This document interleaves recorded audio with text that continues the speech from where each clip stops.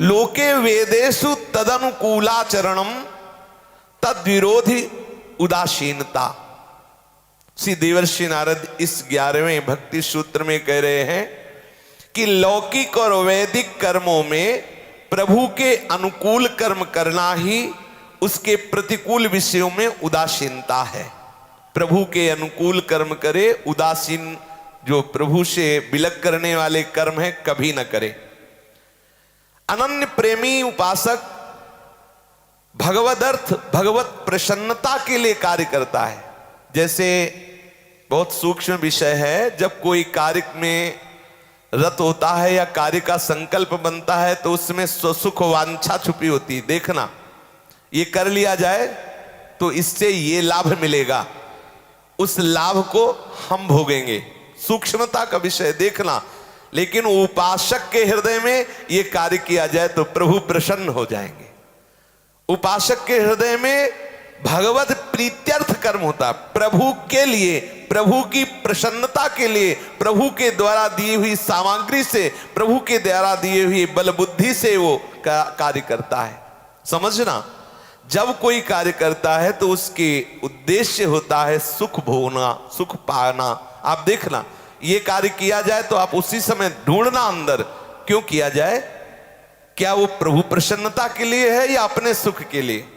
ये खा लिया जाए तो मुझे सुख मिलेगा, ऐसा कर लिया जाए तो मुझे सुख मिलेगा, ये क्रिया किया जाए तो इससे धन मिलेगा, धन से भोग सामग्री मिलेगी, उससे मैं सुखी होऊंगा। ये है प्रभु से विमुख बात। ये किया जाए तो प्रभु की प्रसन्नता होगी, ये किया जाए तो धन आएगा, उस धन से हम परिवार की सेवा, ठाकुर की सेवा, साधु सेवा करेंगे, जिससे प्रभु की प्रसन्नता होगी, प्रभु की आज्ञा का पालन। कहीं भी सुसुख वांछा से संकल्प नहीं उठता, प्रभु की प्रसन्नता के लिए उसके हृदय में भाव बनता है, संकल्प उठता है। जो प्रभु से विमुख करने वाले कर्म है, प्रेमी उपासक से हो ही नहीं सकते, नहीं हो सकते। सुसुख वांछा वाले कार्य हो ही नहीं सकते। वो विचार करता है कि इस कार्य से प्रभु प्रसन्न होंगे, क्या ये प्रभु की विमुखता का कार्य है, कभी नहीं कर सकते। आप देखिए, श्री सदन जी के चरित्र में आता है, सदन जी ठाकुर जी के दर्शन करने के लिए श्री जगन्नाथ जी के दर्शन के लिए जा रहे थे। रास्ते में संध्या हो गई, क्षुधा लगी तो एक घर में भिक्षा मांगी। तो उस घर की जो स्वामिनी थी, वो नव युवती, उसको श्री सदन जी के रूप को देख करके आकर्षण हुआ। जो भक्ति में एक आकर्षण होता है, वो विषय से विषयी पुरुष के भी हृदय में आकर्षण पैदा कर देगा। भक्ति में एक विशेष आकर्षण होता है, चराचर जीव को आकर्षित करने वाले श्री कृष्ण का वो सुमिरन करता है, इसलिए उसमें ऐसा होता है। उस स्त्री ने कहा कि भिक्षा लेकर के कहीं पाओगे ही तो यहीं बैठकर पा लीजिए। देखो, यहां साधक को सावधान रहना चाहिए। विरक्त साधक को, भगवत भक्त उपासक को किसी अनजाने घर में बैठ करके भोजन पाना या रात्रि में वहीं शयन करना, ये शास्त्र विरुद्ध बात है, ऐसा नहीं करना चाहिए। आप भिक्षुक के रूप में भोजन ले लीजिए, किसी देवालय में शयन कीजिए, किसी नदी के किनारे पा लीजिए, या कहीं जल सुविधा हो वहां पा लीजिए। किसी गृहस्थ के घर में शयन करने का अधिकार नहीं है।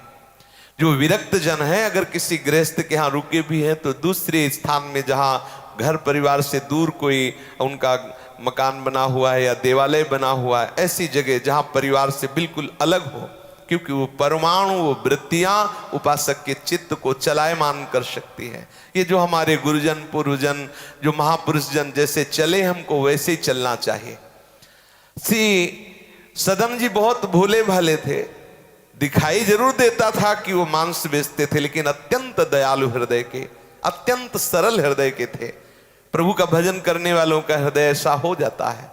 वो राजी हो गए उसकी भूली भाली बातों में कि पाना तो कहीं है ही, तो यहीं बैठ के पा लेते हैं।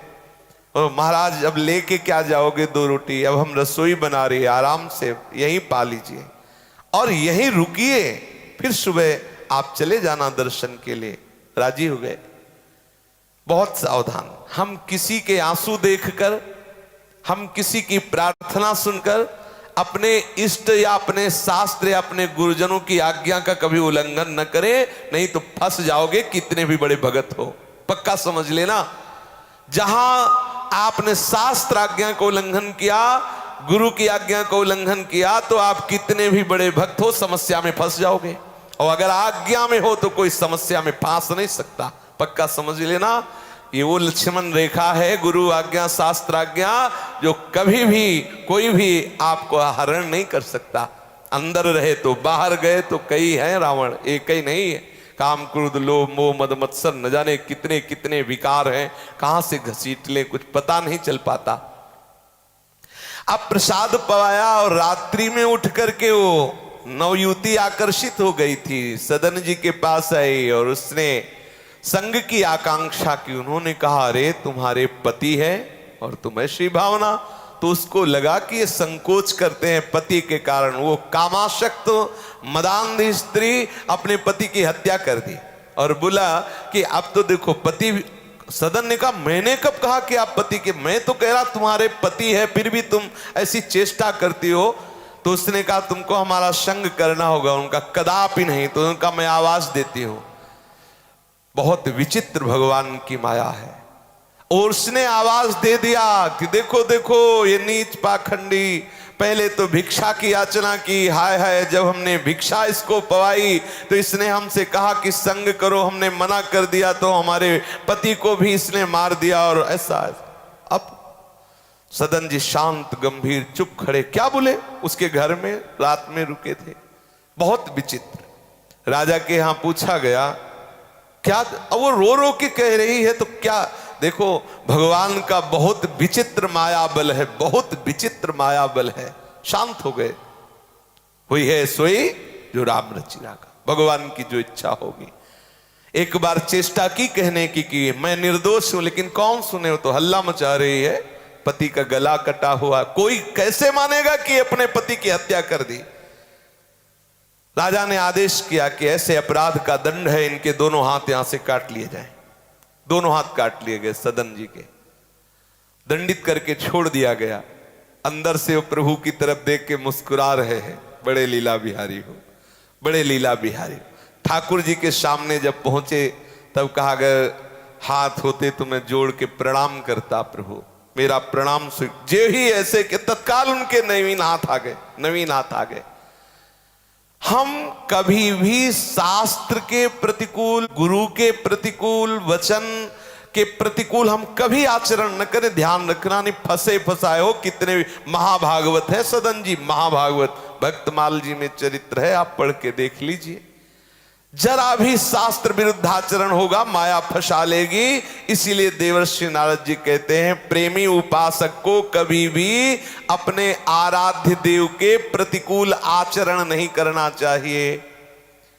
एक बार किसी महापुरुष से किसी उपासक ने प्रश्न किया कि हमारे हृदय में बहुत काम सताता है। तो यमुना के पावन तट पर बैठे हुए उन महापुरुष ने कहा, पहली बात देखो, कोई वैष्णव अपराध तो नहीं बना उनका, नहीं, खूब सूक्ष्मता से हमने देखा है, कोई वैष्णव अपराध नहीं। आपका आहार, बोले भिक्षा मांग के करता हूं। तो बोले पक्का आपसे गुरुद्रोह हो गया, पक्का, इसमें हमें तुम्हें सलाह पूछने की जरूरत नहीं। जब कहा कि पक्का गुरुद्रोह हो गया है और यमुना के तट पर बैठे हो, बताओ, तब बताया हाँ ऐसा। बोले जाओ उनके चरण पकड़ो जाकर, उनकी आज्ञा का उल्लंघन हुआ, वो बात उनसे कहो जाकर के। ऐसा कैसे हो सकता है भगवत मार्ग में चलने वाले उपासक को ये प्रतिकूल वृत्तियां परास्त कर दें? ऐसा नहीं हो सकता, पक्का समझ लो। स्फुरना होना अलग बात है काम आदि दोषों की, लेकिन परास्त हो जाना ये अलग बात है। परास्त तभी होगा जब आप उनकी आज्ञा का उल्लंघन करेंगे। नहीं, ऐसा नहीं है, ऐसा नहीं कहा जा सकता कि ये विकारों पर विजय प्राप्त नहीं की जा सकती, सतमार्ग में ठीक से नहीं चला जा सकता, ऐसा नहीं है। स्फुरना मात्र होना एक अलग, थोड़ा जलन हो जाना अलग बात है। लेकिन यदि आपकी दुर्गति हो रही है, आप गलत आचरणों में बहते चले जा रहे हैं, तो आप आज्ञा उल्लंघन करने वाले प्रतिकूल आचरण कर रहे हैं। श्री देवर्षि नारद जी कह रहे हैं, लोके वेदेषु तदनुकूलाचरणम तद्विरोधी उदासीनता।